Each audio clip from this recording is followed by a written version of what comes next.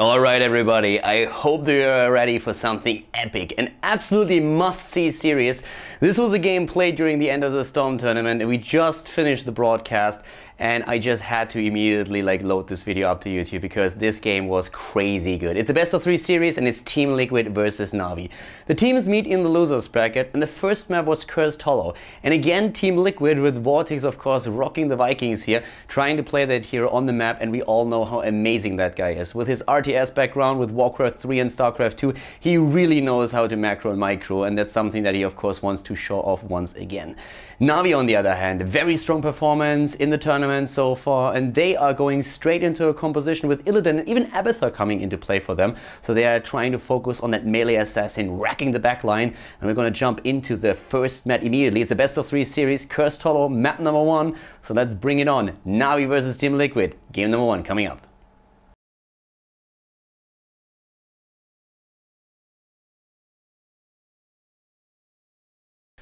Welcome to the first game, everybody, of TeamLiquid versus NaVi here at the End of the Storm tournament, the best of 3 series in the loser bracket. One of these teams will advance to face Abathurs in the next round. Which team is it going to be? To the left side, the Spaniards with Vortex on the Lost Vikings once again. We have Blackscorp on Vala, Gran Paqueta on Brightwing, Falcon is playing Khaldor, and Lucifron on Anubarak.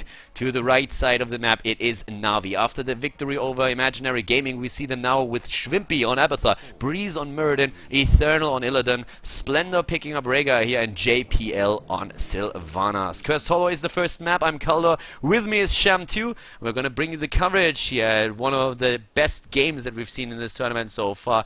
2 of the best European teams going up against each other to fight for their life in the tournament.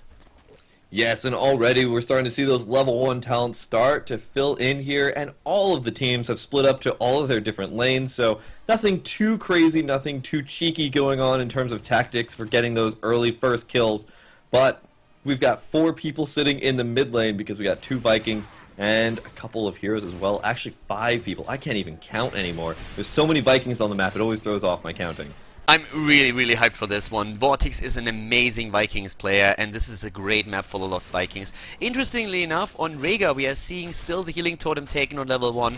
Now that the ability is a bit worse than it was before because of the changes in the last patch, you see a lot of Rhaegar players going for the Colossal Totem on level 1, or even for the reduction on mana costs on your chain heal, so that you can then later on level 4 pick up a different talent than Feral Heart, which is oftentimes the choice for Rhaegar players since they're running out of mana so fast. So in this case, it's still the healing totem that they're using, and this game is just going to be great. I'm looking forward to this really because we have great lineups for both of the teams here. And you know, we were talking about this, I believe yesterday, that there's a Vala on the enemy team, which means that those healing totems are going to get taken out every single time there's a multi-shot out on the map. Because that is one of the really weird things after the healing totem change, is that multi-shot will always kill a healing totem in one shot. So they have to be very careful about where they throw those healing totems. But it doesn't always have to be very aggressive. It doesn't always have to be in the front line. It could be in the back line, kind of make a little lounge area for your team members during the middle of those team fights. Yep. While they're rotating out, they can run by, get 4% to 6% of their health healed in a couple of seconds, and then run back into the fight. So it's not always the worst thing, but it's just a little less as awesome as it used to be. Exactly. And already we're having some pretty good lane aggression coming out from both sides. JPL keeping that top lane very pushed. Oftentimes we even see the healing totem taken when you just try to go for those mercenary camps. You can really just help out with the pressure there. Of course, Rhaegar already a character that can easily take those camps alone. If you have the healing totem, it even helps you that you don't lose any hit points whatsoever. Good choice here on the level 4 talent for Blackscorp. I'm really liking this. We've been talking about it in the past, and I just want to highlight it again. Oh, at the top lane, actually, before that happens, Blackscorp going up against JPL already. Sylvanas trying to turn around here. Lucifron was getting a lot of damage in, but the kill against Rhaegar in the last second by Blackscorp. Really well done. Has to move away here. That was a good first blood for them. But talking about that build again, level 4, you do not have to go into Arsenal anymore. Back in the days when we still had Battle Momentum and level 7 available and you got this many multi-shots in, it was a great talent to take. These days, it is still an option if you want to have the pushing power on the lane, but you can go for Vampiric Assault, for Manticore, or in this case, for the Puncturing Arrow, which even allows you to stay at the greater range and just poke from the back. Yeah, and that's one of those really, really interesting talent choices I have not actually seen too many times before, but I'm very, very interested, especially because it did just net them that kill on Rhaegar. So it was a very, very well-timely picked talent at that level 4. We've got a little bit of a scuffle here for the Tribute. Eternal and JPL look like they want to come in for a flanking maneuver on Blackscorp. Can they actually land it? Oh, but I don't know. Breeze taking a lot of hits. They back up, and there we go. That's what I was talking about before, that healing ward little lounge area where they can just go back. It doesn't have to be aggressive. Vortex, though, soaking all the lanes that everybody isn't in, so doing a really good job of keeping the experience while the Tribute fight is still alive.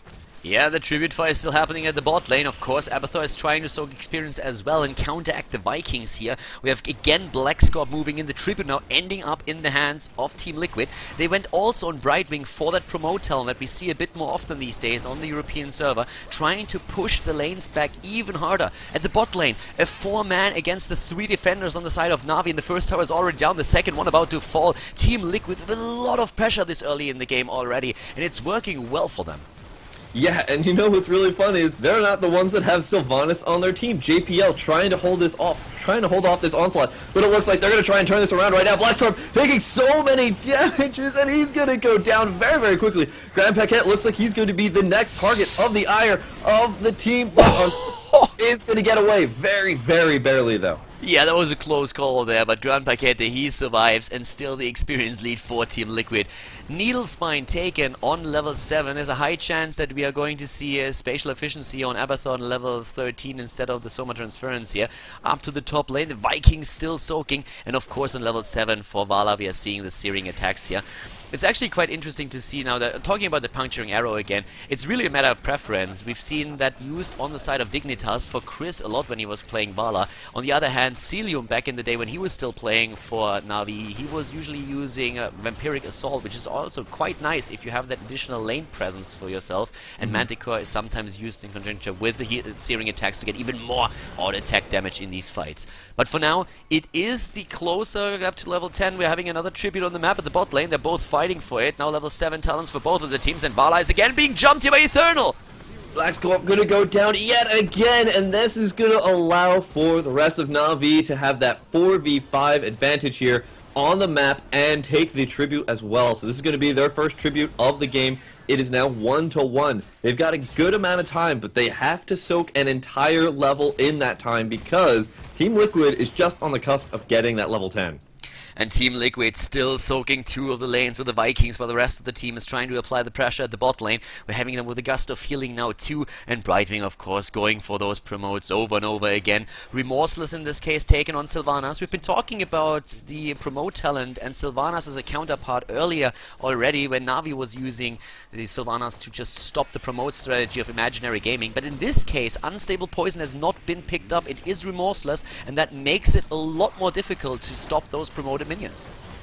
Yeah, and that's going to be a little bit of an interesting decision. As soon as you see promote, I would think that Unstable Poison would be the immediate go-to, but at the same time, maybe they're looking for a little bit more of that team fight potential. They don't really have too many ranged warriors in this fight, so maybe they need that Remorseless just to keep their team ranged damage very, very high, because without it, they're going to be a little bit lacking. They have to rely so much on melee damage without that Remorseless. Really interesting situations right now happening. A Tribute at the top lane has currently been captured by TeamLiquid, and the bot lane, what's really important to note here is thanks to Promote, that foe didn't have any ammunition left at all. Wow, they kill actually against Abathur at the top here apparently. So Abathur going down, very annoying at this point for NaVi. But at the bot lane, Promote causing the towers and also the fort to run out of ammunition, so that boss is easily going to go through those structures and starts to walk towards the keep. Yeah, TeamLiquid taking a very, very confident presence on this map, and they're doing really well with that. And the boss is still pushing down that bot lane, starting to do a little bit of damage on those keep towers. Meanwhile, this is going to be a question of whether or not NaVi can defend this. Eternal coming in from the backside. Can he actually make something happen here? The beautiful Emerald Wind to go down on Eternal, and it looks like there's going to be the Metamorphosis as well. Twimpy going to use the clone to try and do as much damage to Blackscorp as possible. Lucifron has to disengage, very, very low in health. JPL, though, and Splendor in close pursuit. Blackscorp on his mount trying to get away from this fight, but the damage, the rotations from NaVi, very, very, very strong. But it's not looking like it's going to be enough. Eternal taking a lot of damage. Abathur trying to give the shield. Is it going to be enough? Wow. TeamLiquid TeamLiquid, they turn around and take down the opponent. Sylvanas is dead. NaVi for a long time looked like the sure winner in this fight, but at the end it is TeamLiquid getting most of their heroes back to safety and even trying to turn around to catch this tribute at the bot lane now. A 5 versus 5 once again, and TL on the move in. They have a slight advantage in experience now with level 12 to level 11. What a fight that we just saw at the top there. Blacks got back to business, rocking the carpet, everybody healing up at the fountain, and now NaVi just resigning. They will be cursed, and this is of course bad news for the team in red. Yeah, NaVi's got to be able to defend off so many different things at so many different angles, because Vortex can easily start splitting up these Vikings or put them all together. Either way, they're going to be a terror in that lane. So they're going to use that spin to win.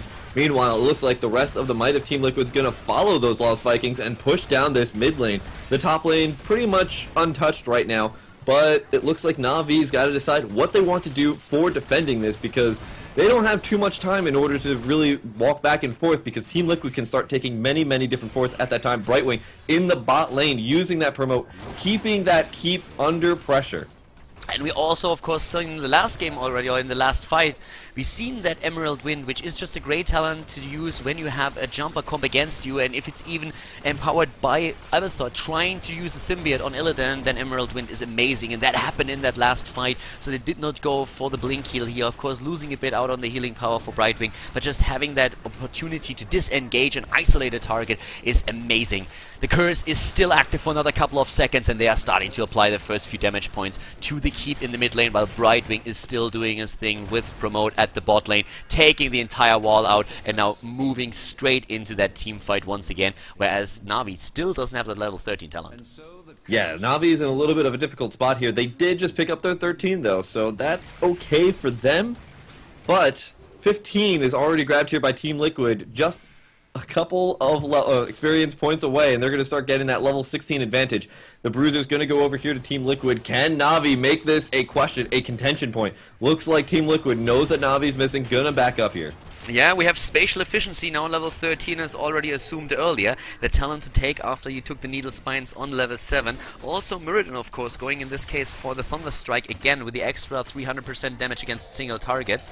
And even more damage coming in for NaVi with a Feral Lunge on Rhaegar. Only Sylvana saying, hey, I can't really rely on more damage in this case. Evasive Fire would of course be nice also for the additional speed, but it is the Spell Shield that we're seeing here to mitigate some of the damage that especially Kalthas is dishing out. Yeah, that spell shield's going to be incredibly critical, especially because they keep trying to go for JPL, but oh no, Schwimpy in the top lane, oh, he gets the kill against Eric, so I guess it's 0.25 kills for 0.25 kills, well, not quite. Unfortunately in this case, that equation that's doesn't a full really kill.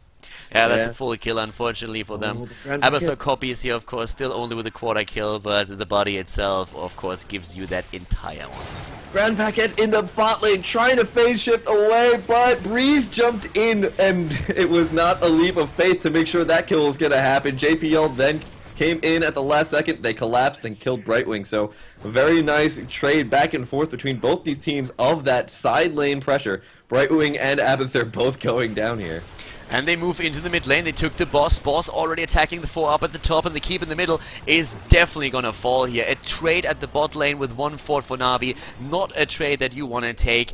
TeamLiquid is just pulling all the stops here. They are doing so well with this. They are currently running into a bit of a mind trap, taking a lot of hit points of Vortex Vikings, but still the 16 talent is ready. 4TL, Norse Force, double blood for blood. We have finally Ignite, not that they need it, and also Criterize. Yeah, they really don't need Ignite at this point. In fact, I think it would be probably a good balanced decision just to say, TeamLiquid, you don't get Ignite anymore. Giving them a bit of a handicap to make it a bit more fair. The thing is that NaVi played great games. We saw them with a dominant second map against Imaginary Gaming, and throughout the tournament they have defeated a lot of tough opponents. But TeamLiquid, we said it over and over again yesterday, they are mad being in the loser bracket here. They lost to Pushik Team. They never really expected that to happen. Nobody actually did. Pushik Team with a big upset there in the first round of the tournament, and TeamLiquid already announced right afterwards, we are mad. We want to win this. We want to win this tournament, and we are going to dominate the loser bracket right now. And that is exactly what they're currently trying to do. And they're doing a very good job of that. But that does not mean that Navi's out of this just yet. It is still 17-16, so that's okay. They are now on the same level of talents. That means that they have the ability to start turning things around. And Abathur gets stronger and stronger as the map continues. Because already we can start to see the Envenom spikes starting to come in here, picking up more and more talents in order to do more damage with that slide, with the pushing with Illidan. So as long as Illidan can stay alive in these team fights, he becomes more and more of a terror. Jump being used to save Eric by Vortex in this case. The kills, by the way, 3.5 against 4. We're seeing a tribute appearing on the map. Both of the teams currently have 1 tribute. So let's see who's going to pick up the second one. TeamLiquid is in position, but the talents are exactly the same. As Shantu already said, here comes the silence with a wailing arrow. There, Nubarak is moving away, keeps himself alive here for now, and Muradin goes down, and Nubarak's still alive. Lucifer turn around with a quick stun against Eternal, trying to take a little down, and now JPL is on the run as well. Blackscorp wants to get the kill, uses his arrow and gets this. 4 kills already, only Abathur surviving, and TeamLiquid immediately saying, boys, this is going to be game. Let's move in and take down the core. They move through the middle. The keep is already gone, and looks like TL might be able to pick up this first game. You know what? They decided they didn't even want the tribute. They'll take the bigger hawk that's on this map because they'll take the core as tribute as itself. And that is going to be a very good decision here. They've got 4 people down, 7 seconds, 5 seconds before Muradin is back up here. They are losing a couple of heroes taking down this core. This core is doing a good amount of damage with the Abathur hat, but it's not enough, Khaldor. TeamLiquid taking game number 1. Really well played here by TL. Kind of funny to see Vala and the Nubarak die here at the end to Abathur, but well played by TL, and they take the lead in the best of 3. TeamLiquid taking it. That was a really great game that they played there, and again, just the performance of Vortex on those Vikings was amazing. But also, of course, Gran Paquete as the healer of the team. This guy is doing such an amazing job supporting his mates, and that gave them a victory in the end there. Very, very solid performance by TeamLiquid, absolutely rocking it here. And guys, the second map is going to be even better. This is going to be a good one. So this is one of the maps that people have been talking about during the match, during the live stream for a long time, even on Reddit. And this is the game that you're here for to watch. We are going into Sky Temple, and we have Muradin together with Stitches actually on the side of NaVi. They're trying it this time with this combination, whereas on the other hand, Illidan is being picked up by TeamLiquid here. They're trying to run Illidan right now, and this is going to be an absolutely great match. Make sure to check that out. This is going to be worth it. Will TeamLiquid get the 2-0? Will they advance without dropping a map to NaVi? Or is NaVi going to start a comeback here and force a third map out? We're going to find out now on Sky Temple.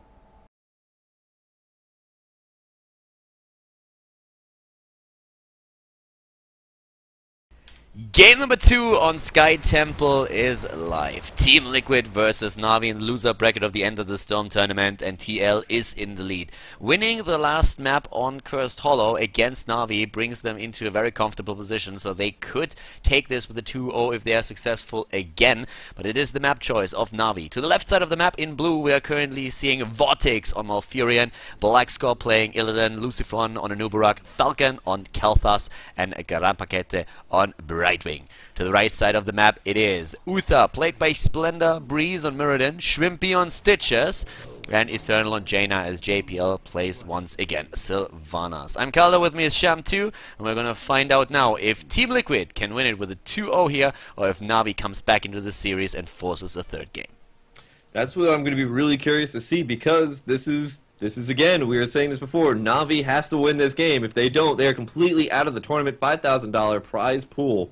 So that's not something to scoff at. This is a good amount of money that's on the line here. Yeah, and it's not only the prize money that you have, there's also, of course, hardware, which is also worth quite a lot. So right now, both of these teams, of course, eager to get into the grand final, where Gamers 2 is already waiting, since they were the ones to dominate the winner bracket. At the top lane now, Falcon, well, he's of course the guy who's really scared of Stitches. Stitches is his #1 enemy in this case. At the bot lane, a tri-lane for NaVi to push that in with the help of Sylvanas. Yeah, and with that Sylvanas, they're going to be able to do a good amount of damage to this tower, but it looks like Lucifron now finally starting to rotate down here, do a little bit of damage, start to push them back just a little bit, and they're going to answer that tri-lane with their own tri-lane. Yeah, they're trying to push this back, and especially Lucifer with the Beetle build, of course, has a lot of pushing power here that helps them with it. And with Falcon and his Flame Strike that he's using here, using the Verdant Spheres as well to enlarge that radius a bit, you can just eliminate these waves so easily. But the temples are now coming up at the top and in the mid, and both of the teams are of course going to try to get those shots. Usually we end up with both of the teams getting one temple, so it will end up with an even situation afterwards. But maybe with an early kill, one of the teams might be able to get a bit of an advantage already. Yes, and it looks like Lucifer being a little bit aggressive here on the middle shrine, whereas they have the top shrine already here for TeamLiquid. NaVi's Shrimpy gonna get caught by a little bit. Blackthorpe now trying to use the body block in order to stop that Stitches from getting back home, and that's gonna be successful. First blood going on over to TeamLiquid. And of course they have to rotate now. That's where we see Breeze coming into play, rotating to the top lane to catch this wave. On level 4 we expect Promo to be taken on the side of Brightwing, who's currently active at the bot lane. The first protective shield has been picked up by Malfurion. It is a double healer composition that we're seeing for TeamLiquid here. And let's see if Grand Paquette goes for promote, or if we are seeing... No, we see the double protective shield here for them.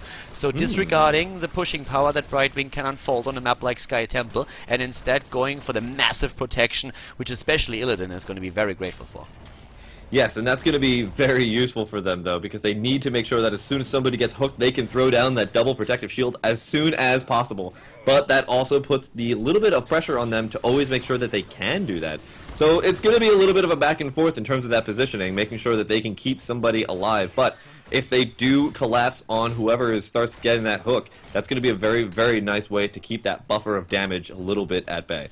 The Thunderclap build on Murden now also being used here once again. It's of course a great choice if you want to counter Illidan. That's exactly what they're trying. Good hook against Blackscorp here, but Blackscorp jumps in immediately, and Eternal's already in a bit of trouble as Lucifer moves in on a Nubarak. In the back we're having still Falcon with a lot of damage. Once again the initiation by Lucifer taking down Jaina. Blackscorp still alive, Brightwing jumping and helping out with another protective shield, and it is Uther who dies next. Really nice engage here by TeamLiquid after originally it was Blackscorp who got attacked while he was trying to catch the Bruiser camp. He also got hooked as well, but he got hooked away from the Jaina, so it was a little bit of a crazy situation that happened there, and oh my god, I can't believe TeamLiquid was able to turn that around so nicely. They are just so good with these rotations and reacting to situations like that. That was amazing play by them here. And of course that attempt to kill one of the heroes out from TeamLiquid just backfired, and NaVi lost 2 of their own. 3 kills against 0 now. We're seeing, in this case, also Malfurion with Mule taken to make sure that they can repair a few of these structures. At the top lane, it's already the camp moving in, the Bruiser camp that Illidan just took. We're having also Cleanse taken on Brightwing. Wow, I love this. Using Cleanse to make sure that Stitches doesn't really get all this many hooks in, can always cleanse that out. That is of course something that especially Khaldor is going to be very happy about. And with the second healer, they can afford to just not take Gust of Healing. That's of course a talent that they are sacrificing here on level 7 for Brightwing. Yeah, that's a lot of healing, but then again, they've got the Malfurion, so that's okay. They can just both give up their level 7 Enduring Growth as well as their Gust of Winds and start dealing with the utility aspects of the talents here. They, of course, you know, we were saying before, the Mule and that Cleanse, that's going to allow them to just forgo a little bit of that healing, but get so much utility out of both these heroes. Yeah, bot lane, the temple has now been taken. NaVi isn't even going for it at this point. They're just saying, yeah, we can't fight for this either way. We're going to go up to the top. Shrimpy is dancing a little bit. Who said that Stitches has no rhythm? This guy knows how to dance. He has the moves. Look at that. Shrimpy, what a player. The girls are all... Yeah, he gets all the girls in the club, I can tell you that much. JPL helping him out here, and now we have a tri-lane. Actually, we have a quad lane they are trying to push in this fort. And that's going to be a really nice answer to the fact that, well, first off, they need to start doing a lot of damage to these forts. Oh, wow, a really nice cleanse there on Grand Paquette in order to mitigate the amount of damage coming in from that hook. That also lagged out the Hammer of Justice there from Uridin. Uther. Uridin and Muradin became Uridin. Uther. Yeah, you're already creating new heroes here. Yeah, well, that would be a really cool one. Wow, no, I wouldn't like to go up against that guy. Healing power, that much tankiness, and then also the CC. Thank you very much, but no, that would be a nightmare to play against. Shrimpy, of course, dropping out here. We have a pause function in custom games now. And yeah, thank you Blizzard for that. That was added a few patches ago, and we are really happy about that in the esports scene, the competitive scene. In this case, Splendor, JPL, the rest of the team, they're all up at the top. Shrimpy is back. The problem for NaVi is really that level 10 is now on the board for their opponent, so this could turn around really fast, especially since Malfurion is currently moving in from the bot. Yes, and with that so the issue here is that, I mean, while this is all going up in the top lane, look at Blackscorp keeping that entire bottom lane completely pushed in as well. So for every second that they go deal up here at the top lane, try and push in this fort, I have an imagination that Blackscorp is going to keep that bot lane pushed in very well, and there's a set of Siege Giants available for him as well to take. So already, NaVi getting pushed away from TeamLiquid, and if they get pushed away long enough, I'm sure Blackscorp would just go pick up a nice free little mercenary camp. And the big problem here, of course, is that they are already one map behind in this series. So now, as you can see, we have also Unstable Poison taken. There is no promote to counteract, but it's a great talent if you want to push, and that's what they're trying to do. The build on Stitches, by the way, pretty standard with Chew Your Food, Amplified Healing, and Tenderizer. It's that sustain build that we usually see on Stitches, which is really, really helpful to, first of all, keep him alive and also keep the target that you hook a bit closer. We've seen Cleanse already in action to just mitigate that hook. And in case of Muradin, it is battle momentum over the Piercing Bolt, which is another option that Muradin has here. And it looks like we are going to jump right back into this battle where Splendor on his Uther is in a lot of trouble. And here come the level 10s already. Oh, they kill one hero. They have Web Blast now. Lucifron, is he going to use it? No. Oh, that's a little bit unfortunate. It looks like he did try to use it, but unfortunately, I think that actually got turned away because of the wailing of the Haunting Wave there from the Sylvanas. I think it was caught midway. Something happened. I saw it go out, but it didn't actually get caught. It was weird. Blackscorp on his spider there in a lot of... Oh, the hook against Khaldor! And then they go for him immediately. Lucifron is trying to move in as well. There's the Phoenix to zone them on the level 10 is still on the side of TeamLiquid. And once again, we're seeing Blackscorp jumping in with the Metamorphosis, taking down Stitches. And just like that, they turn another fight around. TeamLiquid going ham. That was a really great pickup on Falcon, but the cleanse was just a little perfect for that Falcon to get out of there. And the issue with all of that was the fact that TeamLiquid was already level 10, so they were able to just use all of their heroics immediately on that situation, and that really turned it around. But NaVi, now level 10, can start pushing in on this bottom lane.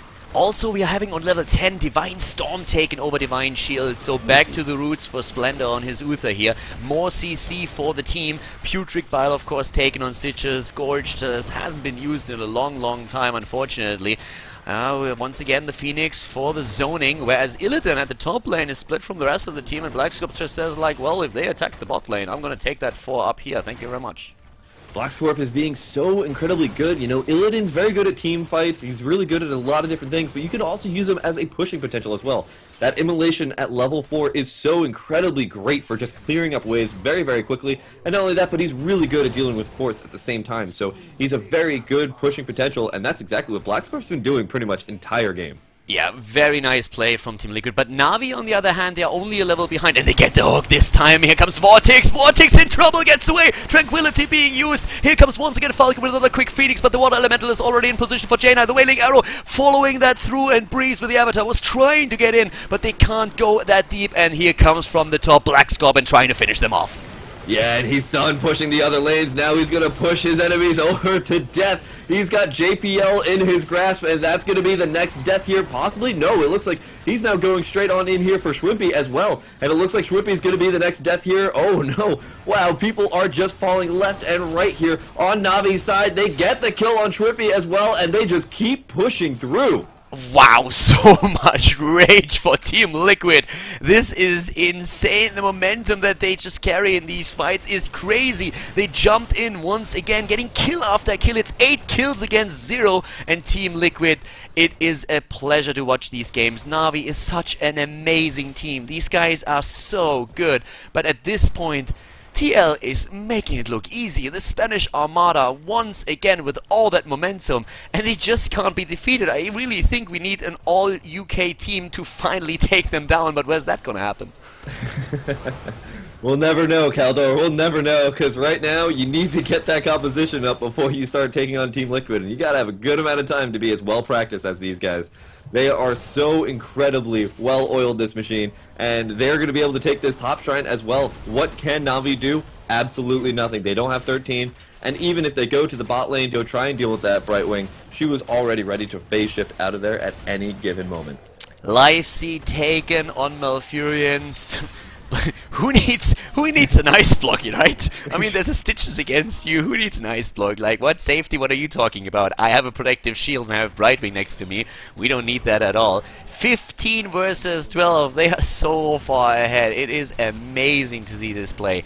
NaVi, what can they do? They need 13 and they are gonna get that really soon. They need a kill and they need it fast. They're going for an Uberak, but there's already the first protective shield. Lucifron gets away, not even the water elemental securing that kill for NaVi. They are just not able to get that first kill. So many heroics used on that as well. Divine Hurricane as well as the water elemental, as you mentioned, and that is just so much to spend for a kill that didn't happen.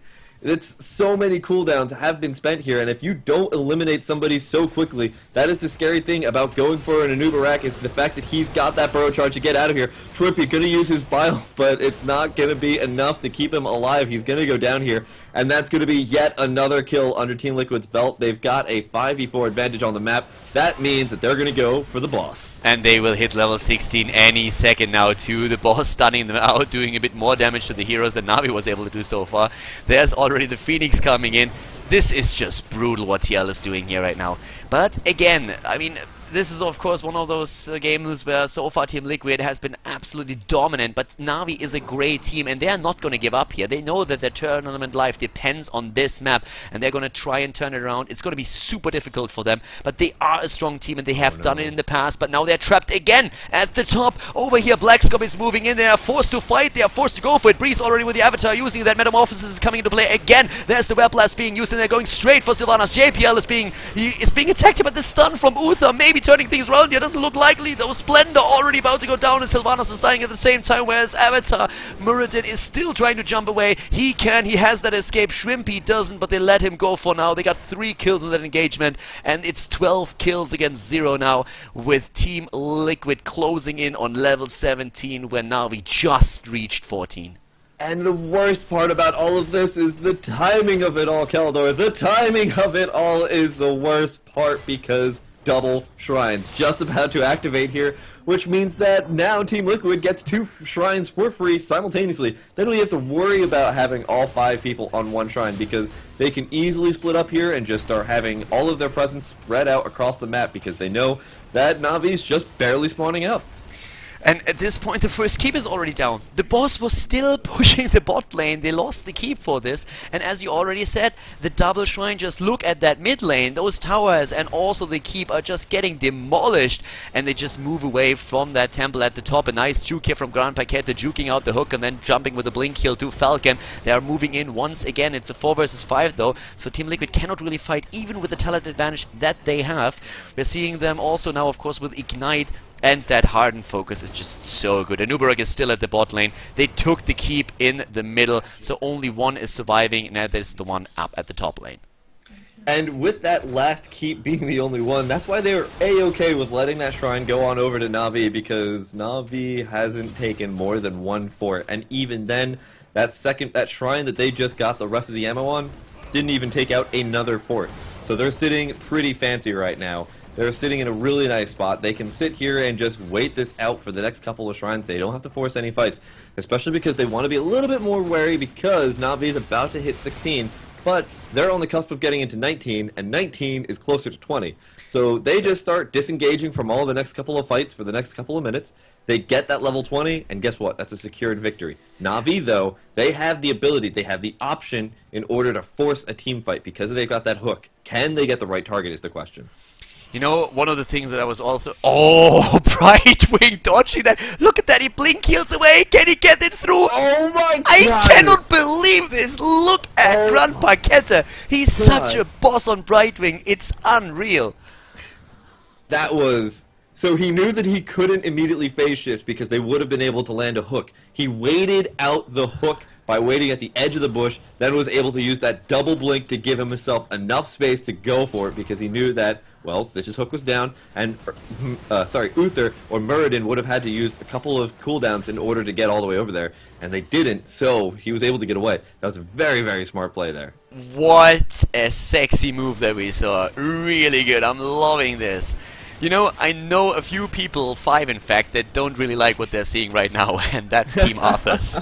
Arthurs is watching this series. They are waiting in the next round, in the last round of the loser bracket for their opponent, and they are probably not too happy about what they are seeing here, because at this point, TeamLiquid is looking unbeatable. NaVi is trying, but the 20 talent is so close, and it looks like TeamLiquid is going for a 12 kill still against 0. Is this going to be the first kill for TeamLiquid? Doesn't look like it. Already the Phoenix for the zoning in this situation, but we're having the temple fought over. Brightwing doesn't even care about this. He moves in, he pushes, and look at those catapults. They're already doing damage to the core, starting to take the shields away here, and we're having the rest of TeamLiquid posture in the mid lane. The Spaniards going for it again. The hook hitting Falcon this time. Maybe the potential for a kill. They get their first kill, their second kill as well. Illidan goes down. Grand Paquette is in trouble. There comes the Tranquility, and again they're moving in. Brightwing is now in the fray as well, trying to help his teammates out, but then Nubura gets done once, gets done twice, gets done for the third time. Oh, triple kill all of a sudden for NaVi. Another attempt to hook a target, but there's nobody there anymore for Stitches to grab, and all of a sudden it is NaVi with the momentum. This is their chance, they're trying to use it.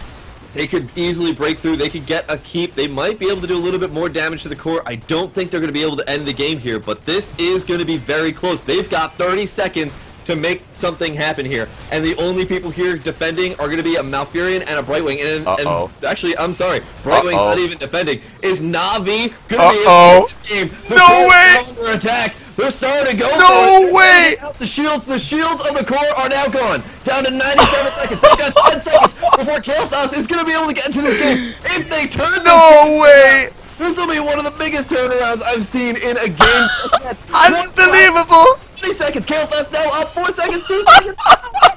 They did it. They took the core. What a turnaround, NaVi! Wow, amazing! A tie! I can't believe it.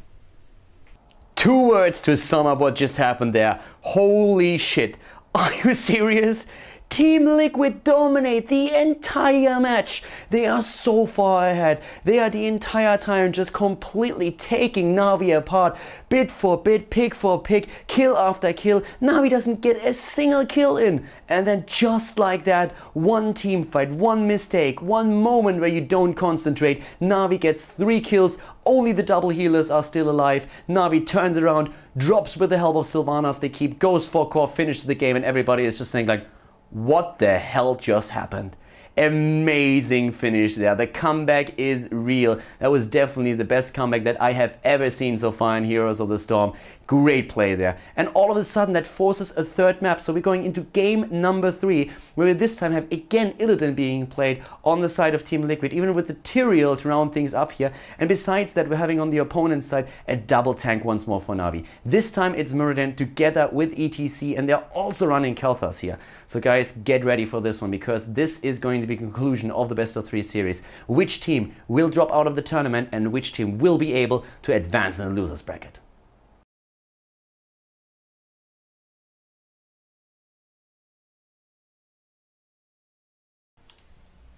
Game number 3, everybody. The final map, the decisive map. Who would have thought that we will end up on Garden of Terror here? TeamLiquid dominating Sky Temple. They dominated the map, and then in the last fight we suddenly saw NaVi turning things around.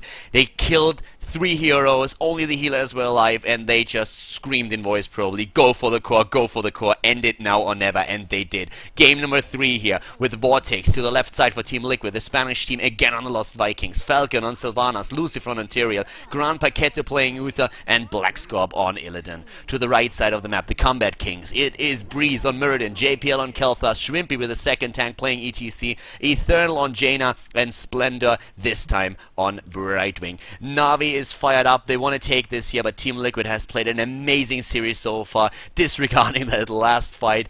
I'm ready. How about you, Shem, too? I am completely ready, and you know who's also ready right now is NaVi in this bush. They've got 3 people waiting. They had 4 people, but they decided to start moving that ETC down into the bot lane. And I just want to see what the conclusion of this series is going to be. And it looks like they're going to go straight in here, get the nice little gravity lapse there on Lucifron, but not actually able to turn that into a kill just yet. Garden of Terror is the map. It is the map choice of TeamLiquid. They lost the last map, they have map choice, and they went for it. Of course, the immediate ban on Zeratul again. Na'Vi saying off the get-go, we are not risking anything here. Blackscorp is not going to get Zeratul, and in this case, TeamLiquid responded with a pick on Illidan. Also, of course, the ban on Tyrande, so that in this case, Na'Vi does not get their perfect roaming squad with Murden and Tyrande that they've been relying upon for so many matches already. At the bot lane, Eternal and Breeze, they're trying to go for Blackscorp. Blackscorp on the Spider here. Oh, dashing away, dodging everything here on Illidan and not taking damage.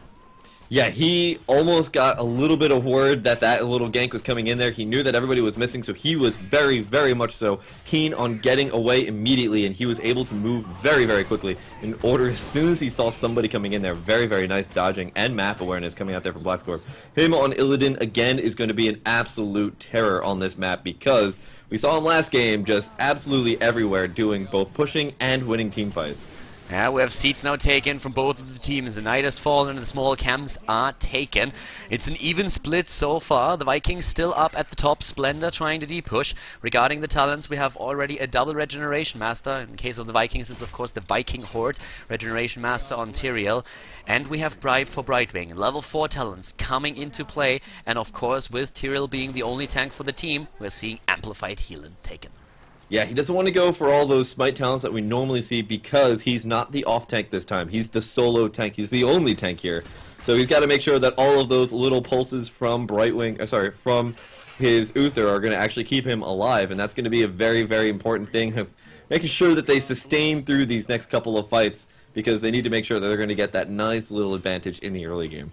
In the mid lane, 3 heroes currently for TeamLiquid. They're once again going for it. Here we're seeing a protective shield on Abathur. Brightwing also defying the NA meta. Not going for promote, but trying to get the extra protection in here. And as is, we're also having Netherwind over the Gathering Power taken on Khaldor, which I personally like a lot. Breeze, of course, has no other choice here than to go for the Reverberation build with Thunderclap, since we are having the Illidan on the opponent's team. And when you play Illidan, it's all about the attack speed.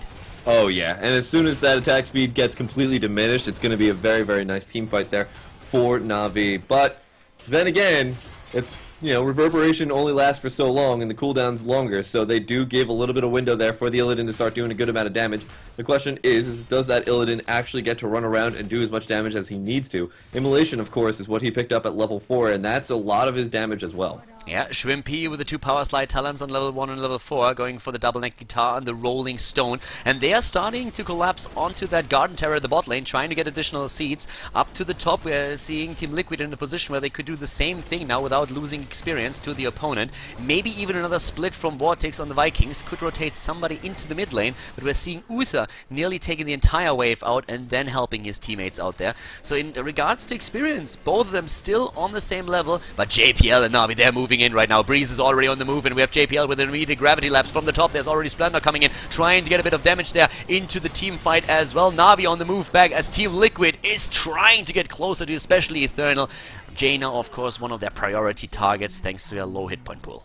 They went for the dive to get the last little bit of seeds, and yes, they're going to get the first Garden Terror. Now, the first Garden Terror is really just going to be able to run around, harass a lot of the buildings, a lot of the town halls here, and do a good amount of damage, but it's not actually going to get a lot of work done here, so I'm not sure if that was actually in their favor or not, because of just how early it is in the game. That Garden Terror just doesn't really do a ton, but they're still going to get it, and that's going to give them a little bit of an experience boost because they can take out a couple of these towers here.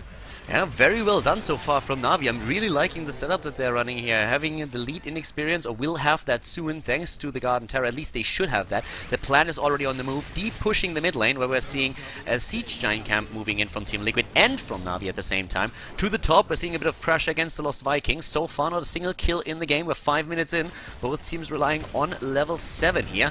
And the Garden Terror at the bot lane giving Illidan a bit of a hard time. Blackscorp is trying to make sure that that camp that they're having in this position is still doing some work and at least soaks up the tower shots, takes down the pots, but has to move back, and up at the top the fight is still raining. Oh yes, it looks like a fight is about to start up here. JPL now going to have Splendor teleport back in on him, and it looks like they're going to go for a little bit of a re-engagement here on TeamLiquid, but Vortex going to pop just about everything to get away here.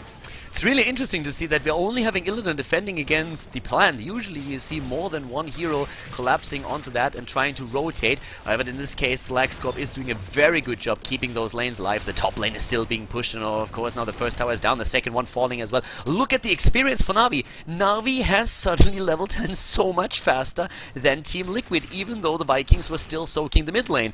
And this game, as we said, is going to decide who moves on in the losers bracket. TeamLiquid has been dominant in both games so far, but right now it's NaVi who takes the lead in game number 3. Yes, but can they actually start doing anything with this map objective, with Wow. this map control? Because the question here is that they've got the heroics, that's very nice for them, but they didn't actually have too much that they could really take advantage of. Too. They could run around and grab mercenary camps. Check out that Khaldor. What is going on? Oh my god, Pyroblast being used. This is the first time that I see Pyroblast being used in a competitive game. This is quite something. Normally it's always Phoenix. There is a pause just after that happened. Oh, Khaldor, did he misclick? That could have been a misclick. He's talking about lags right now, not saying anything about his heroic ability. We're seeing that Pyroblast. Against Illidan, you can of course use that, but the problem is that Illidan is actually not really the best target for it. So right now, who are you gonna use that for? If the Vikings clump up, that could do a whole lot, but this is really interesting to see that. I mean, they have to save Judgment or get the Uther all the way in the back lane to stun him, or Wailing Arrow.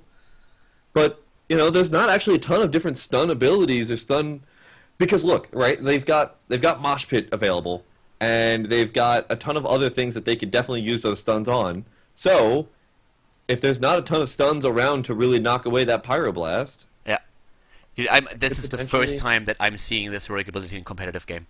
Yeah, the first time. I don't think I've seen it yet. I saw it around the first day that Khaldor was used, and then past that, everybody realized that Phoenix has the lowest cooldown that's ever happened in the history of the game, because as soon as you're done using Phoenix, Phoenix is back up again. So everybody goes for Phoenix.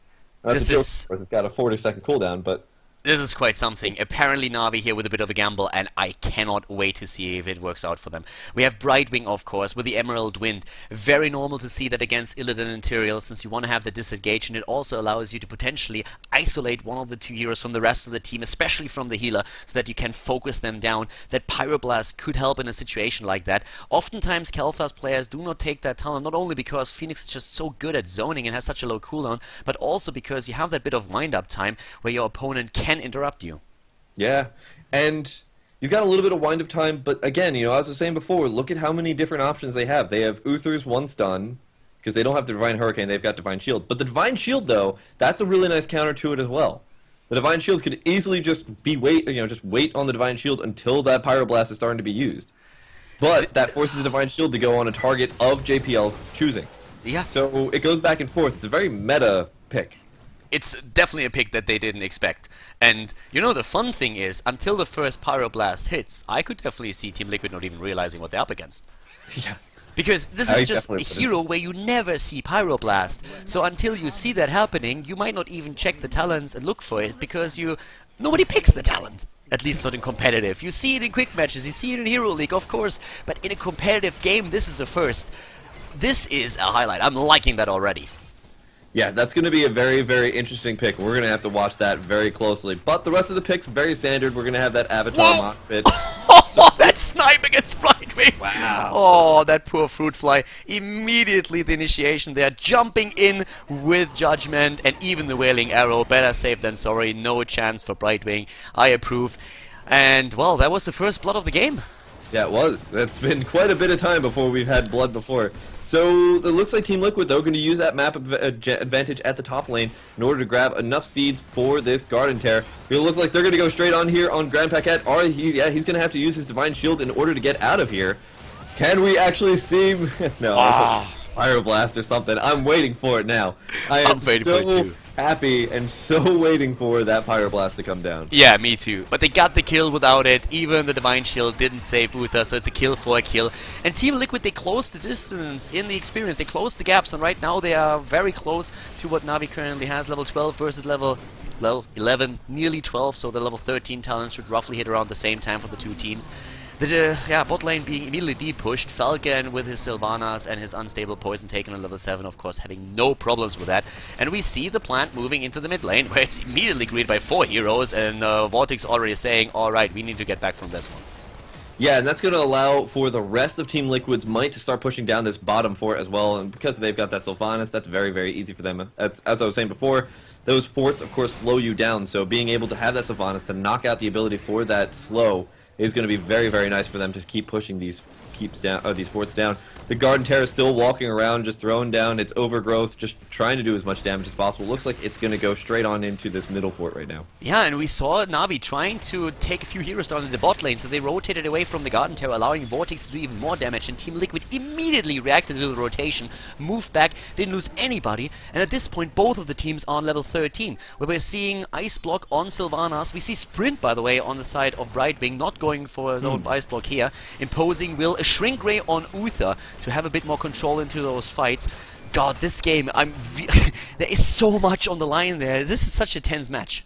This is an incredibly tense match. Schwimpy now going straight on into the back line here of Team Liquid, now starting to take down Blackscorp. Are they able to do it? But no, they're going to actually go for a hard engage here onto the Jaina. There's the Pyroblast. Actually does not land, I don't think. Yeah, but we saw Mosh Pit.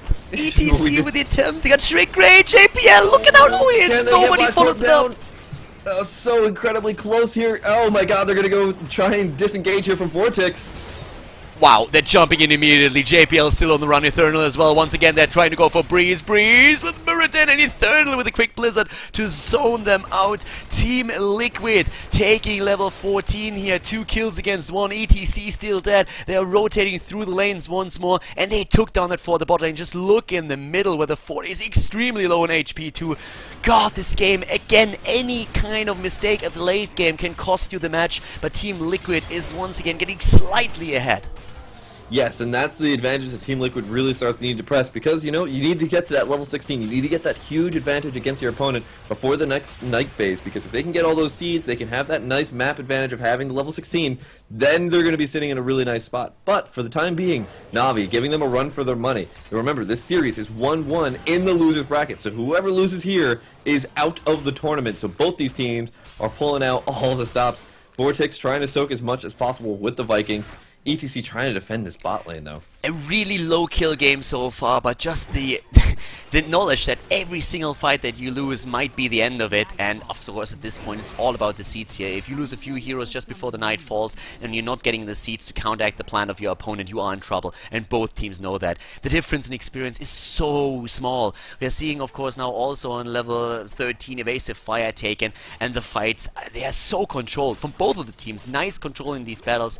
ETC, unfortunately for Schwimpy, didn't get the best mosh pit off, but he of course has an opportunity in the next fight to do that a bit better, and if he just gets a good mosh pit against 2 or 3 heroes, that Blizzard and also that Flame Strike are just gonna wreck the entire Team Liquid setup.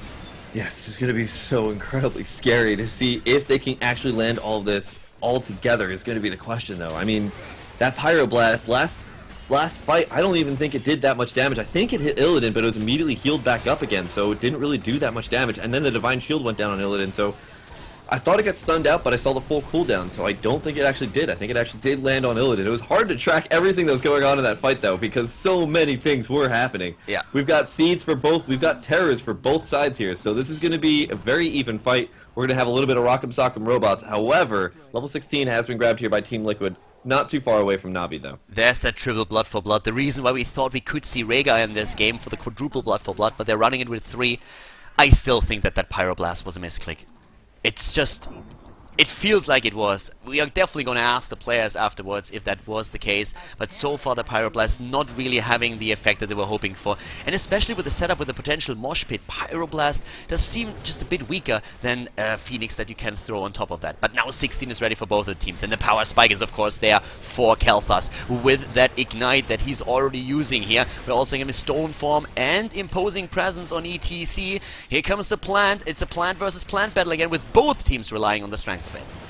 Yes, and with that plant going, it looks like he's actually just trying to go against Blackscorp. Blackscorp's got that evasive on E, so that's actually going to mitigate a lot of the damage from the auto attacks from the plant. But, oh, that Flame Strike did a good amount of damage there, and that's actually going to ward them away for now. It's going to give them a little bit of breath here. But it looks like Team Liquid might just be baiting them out. Here's the Tyrael and Falcon waiting in the wings here. Looks like they're looking for a judgment target. Can they go for somebody? But NaVi, wise to what's going on here, backing up. That was a really nice zoning that we saw there from them, going for the polymorph seat and then also using the blizzard immediately when they see Tyrael, and then the call from TeamLiquid, okay boys, don't go in, we can't really win that. If we move in right now, we take too much damage before the engagement happens. Very well played here by NaVi. I'm loving this, and they have another 15 seconds on the plan. They're trying to use it to take down the fort in the mid lane. Again, the flame strike, applying that living bomb to Tyrael, and he's moving in for Khaldor, but there's nobody to follow that up, and right away we see Brightwing go for the Emerald Wind, pushing them back, and TeamLiquid has to disengage, and they do it, but they lose the fort in the mid lane, and there's the level 17 talent now, or the level 17 level for, of course, NaVi, as they're starting to close the experience gap again. Ooh, really nice engagement back here on JPL. They're going to get a little bit of damage here. Wailing Arrow going to hit him as well. He's going to take so many hits. Can he stay alive? So barely close to death, but there's the mosh pit to lag out the rest of TeamLiquid. Can they actually take out Black Scorp in that time? I don't think so. There's the ice block to use, but Splendor has to boost away here, and the rest of NaVi gonna get collapsed on time. And that is going to be a number of kills against them. TeamLiquid now in a huge map advantage. They've got the 5v2 right now, and they can go for this keep. TeamLiquid doing a great set in these last couple of team fights. Unbelievable here. 6.5 points my ass, IGN. That is crazy good. They're jumping in, they take the keep, and this time they're the ones going for the core. They're trying to finish here. Is the call to Bo3. Are they going to be able to make that happen? Khaldor's going to be back in 8 seconds. They're going for the damage. Look at this jump too. They might be able to finish the game out right now in advance in the bracket, but we're not there just yet. Divine Shield, and they are dropping their core. TeamLiquid, they take it with the 2-1. They win the match, they take it, and they advance to face Abathur in the consolation final. The match on Garden of Terror ending in their favor. Great play by TeamLiquid and NaVi in this series.